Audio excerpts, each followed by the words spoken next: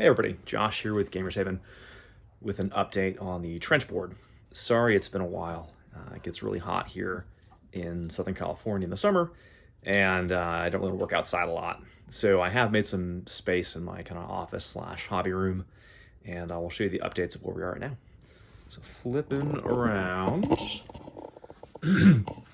So here we've got our first kind of 4x2 that I've been working on, and you see we've got our kind of plywood sheet down here, which is kind of like a nice finished sheet of plywood.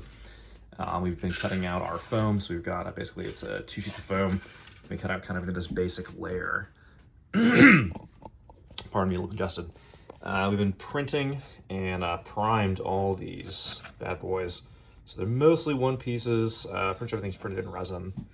A couple have like a top and sleeves. I showed you this kind of colored piece last time of kind of the pre-weathering color scheme we're going to go with, using Vallejo, cold gray, and I got a metal brush.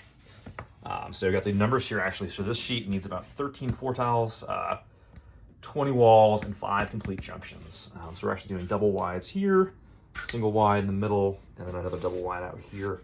I've got some pictures we'll interject here to show you what to look at the layout. And then these are the the junction pieces, pardon me, which are printed in multiple pieces. We've got the bottom piece we print, and then each of these side pieces, and the top piece. I did try printing this piece and these 2 pieces as one, and I had a lot of warpage, and they really weren't printing out well. But printing them individually, we were able to get pretty good effects. Right now they're a little glossy because I was running out of flat black primer.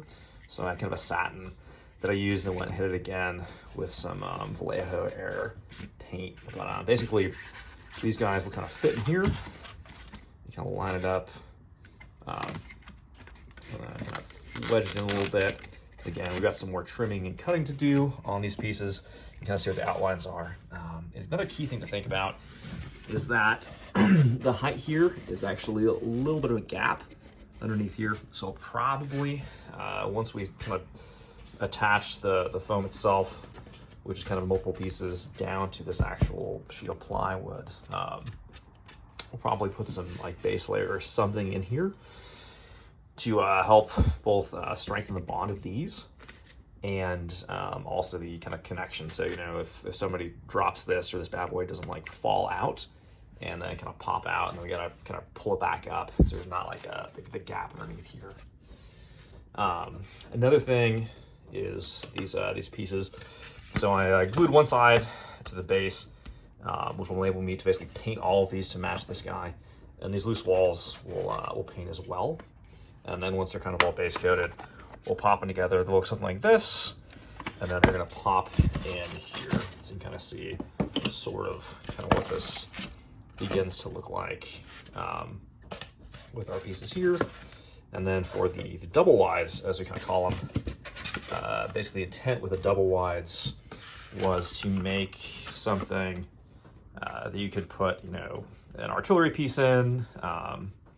We've got like a dreadnought could stand in here. Some smaller tanks, nothing really big, but, you know, mortars and so on and so forth. I have been kind of test fitting it, and up to a 40 mil base will fit through the single wide with both walls. I've got a piece over here that is just the old kind of PLA one I printed away these back that I was using for some prototyping. But the quality it's just not there. And I'm gonna spend so much time painting these things and playing them, and it's gonna be a massive board that for me is worth it to print, you know, dozens of these things, which took a long time, even with the Jupiter resin printer. I think it's kind of how this is gonna look a little bit. We pop some more pieces in to kind of give you an idea. And then we got the end pieces I've got that are actually gonna go over here. We've got, I think I need 5 of those, or 4 of them rather. So I need to kind of print more of those, but this kind of gives you the idea of sort of what it's going to look and feel like once we get this up and running.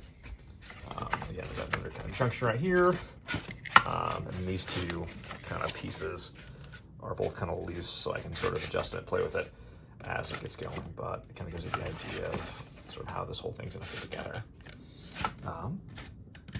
But yeah, so the next step is to kind of grab these guys. The ones I printed were a little bit warped, so I'll probably try to straighten them out.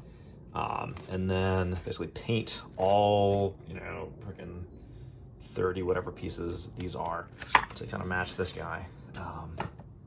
And then we'll go through, we'll start kind of attaching them in here. We'll do some sort of underlayer to match the height gap that we find underneath here.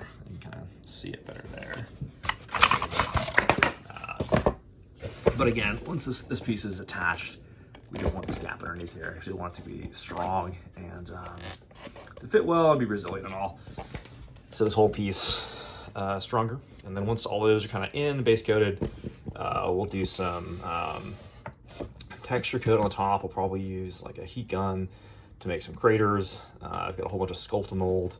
We'll try some colored grout and different kind of land stuff on this tile. And right now I'm thinking we'll do this whole tile, get it base coated, weathered, pretty much ready to play.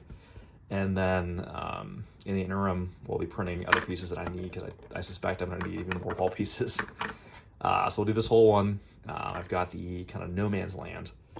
So I've got the kind of no man's land, which won't really have any trenches, but it'll have like a wrecked rhino, probably some corpses, maybe like some water features, that kind of stuff.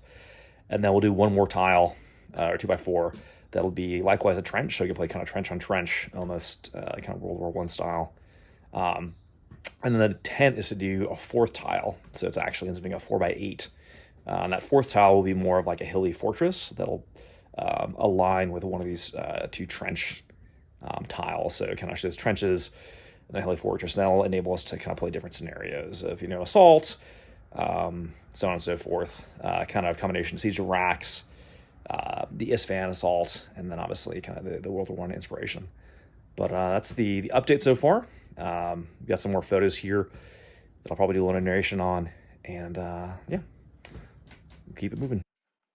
So as we kind of talked about, here's that first layout, understanding really how this is going to fit with the resin pieces over the 2x4 sheet, going into kind of this next photo, which is using the old PLA stuff after doing that first cut to see how things are kind of fitting together before we go on to the second sheet that we're going to cut here in a sec.